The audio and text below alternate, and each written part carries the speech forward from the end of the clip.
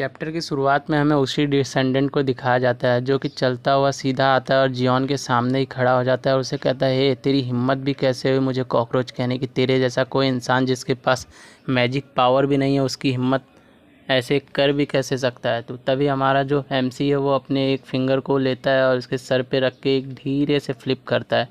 तभी हमें दिखाते हैं कि उसी अटैक के साथ वो काफ़ी दूर जाके हिट होके गिरता है।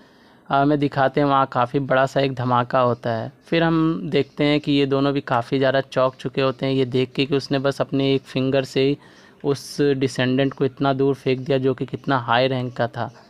और हमें दिखाते हैं हमारा वो लड़की को दिखाते हैं जो उसके साथ थी, और साथ ही हमारा जियोन हंसता हुआ कहता है, तुम्हें क्या लगा, क्या मैंने तुम्हें देखा नहीं।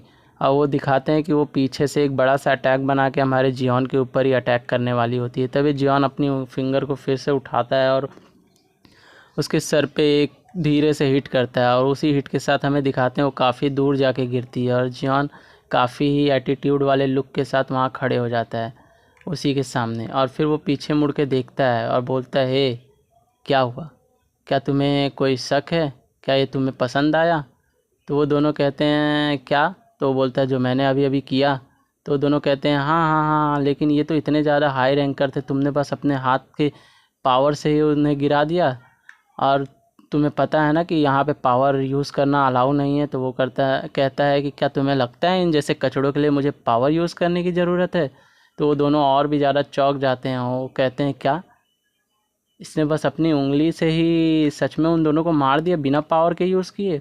और तभी वो उन दोनों के पास जाता है, जाके बैठ जाता है और बैठ के वहाँ देखता है उनके पेंडेंट को, और पेंडेंट को देखते ही वो कहता है, हे ये पेंडेंट, और वहाँ से खींच के उसे निकाल लेता है। निकाल के वो देखता है और कहता है ये एक होली रेलिक नहीं है, फिर ये इन जैसे लोगों के पास क्या कर रहा है, इवन जो कि एक सेंट भी नहीं है। और इतना कहने के बाद हमें उस लड़के को दिखाया जाता है, वाइट शर्ट वाले को, और वो कहता है क्या तुम्हें सच में इसके बारे में कुछ भी नहीं पता। असल में जो वो 12 गॉड्स थे उन लोगों ने क्लाइमेटी को रोकने के लिए, मीन्स मॉन्स्टर्स को रोकने के लिए जब उन 12 लोगों को पावर्स दी थी, तब उसके बाद उन्होंने डिसाइड किया कि ये 12 लोग काफ़ी नहीं हैं वर्ल्ड को प्रोटेक्ट करने के लिए। तब उन्होंने उन्हें परमिशन दी, उन 12 के 12 जो डिसाइबल थे उन सबको उन्होंने परमिशन दी कि वो अपने और भी डिसाइबल्स बना सकते हैं, हाँ, और उन्हें अपनी पावर्स को दे सकते हैं। अब वो अपने और भी डिसाइबल्स बढ़ाने के लिए क्या करते हैं, अपने सेक्ट में इसी तरीके के रेलिक्स को अपने बच्चों को देते हैं, लालच, और इसी तरीके से वो अपने सेक्ट में और भी लोगों को ज्वाइन करते हैं। तभी हमारा जियोन उस पेंडेंट को हाथ में पकड़ता है और कहता है, अच्छा तो ऐसा हुआ इन 20 सालों में ये सब हो रहा है। तभी वो वाइट कपड़े वाला वहाँ पे दिखाता है और कहीं दिखाते हुए कहता है वहाँ देखो। तो जियोन जैसे ही वहाँ घूम के देखता है तो हमें उसी सर्वेंट को दिखाया जाता है गॉड के, और तभी हम लोग देखते हैं उसके सामने एक सिस्टम अपीयर होता है जो कि बताता है कि यहाँ आसपास में काफ़ी ज़्यादा फैमिलियर सा कुछ सेंस हो रहा है। से ब्लैक कपड़े वाला उस सर्वेंट को देखने के बाद काफ़ी ज़्यादा डर चुका होता है और बोलता है, हे ये हमारे लिए अच्छा नहीं है इनका अट्रैक्शन पाना, क्योंकि ये जो है ये ज़ॉडिक्स के शैडो हैं और एनिमीज़ वगैरह जो काफ़ी ज़्यादा पावरफुल हो उनसे लड़ने के लिए ही ये लोग अपीयर होते हैं। और इनको हमसे क्या चाहिए जो यहाँ पे ये लोग आए हैं। तभी हमारे एमसी को दिखाते हैं जो कि काफ़ी गुस्से में होता है, और गुस्से में होने के साथ वो उस बंदे को याद कर रहा होता है, उसी सेंट को जो कि वो मोटू सा होता है, हमने पहले चैप्टर्स में देखा था। फिर उस अपने हाथ को पकड़ता है और उंगलियाँ तोड़ते हुए बहुत ही गुस्से में अपने पैर को ज़मीन के ऊपर दे मारता है, और उसी के साथ हमें दिखाते हैं कि वहाँ काफ़ी ज़्यादा पावर रिलीज़ होती है, ज़मीन भी टूट जाती है, और जैसे वो पावर वहाँ से हटती है तो हमें दिखाते हैं कि धीरे धीरे करके वो फ्लैश हटने लग जाती है, और जैसे फ्लैश हटती है हमें दिखाते हैं कि वहाँ से सारे सर्वेंट गायब हो चुके होते हैं।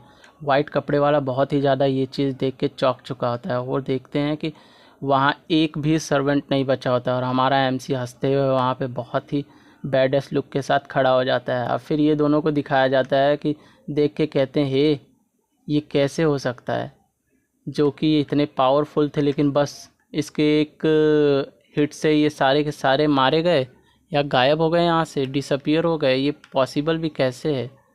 और इसके पास तो इवन कोई भी पावर भी नहीं है, मैजिक पावर भी नहीं है, फिर ये कैसे पॉसिबल है। फिर हमें दिखाते हैं कि हमारा एमसी जो है हंसते हुए वाइट कपड़े वाले को बुलाता है, और वाइट कपड़े वाला बोलता है यस, चौंकते हुए बोलता है।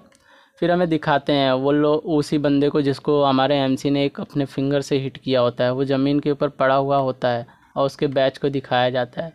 और फिर हमारा एमसी बोलता है इन लोगों के पास बहुत ज़्यादा महंगी चीज़ें नहीं हैं, और इतना कहने के साथ ही हमें दिखाते हैं हमारा एमसी बहुत ही डेविलिश तरीके से हंसता है, और हंसने के साथ ही इतना बोलने के साथ ही वो हमारा एमसी बहुत ही तेज़ी से जाता है और उसने जो कुछ भी पहना हुआ होता है सारी चीज़ें निकालना शुरू कर देता है। और इसी के साथ हमारा ये वाला एपिसोड यहीं पे ख़त्म होता है। अगला वाला पार्ट बहुत ही जल्दी आएगा, और अगला वाला बाद वाला पार्ट इससे भी बहुत ही ज़्यादा अमेजिंग होने वाला है। तो मैं कोशिश करूँगा और भी जल्दी लाऊँ, क्योंकि इतना देखने के बाद तो मेरा और भी मन कर रहा है इसे मांगा को फटाफट पढ़ने का।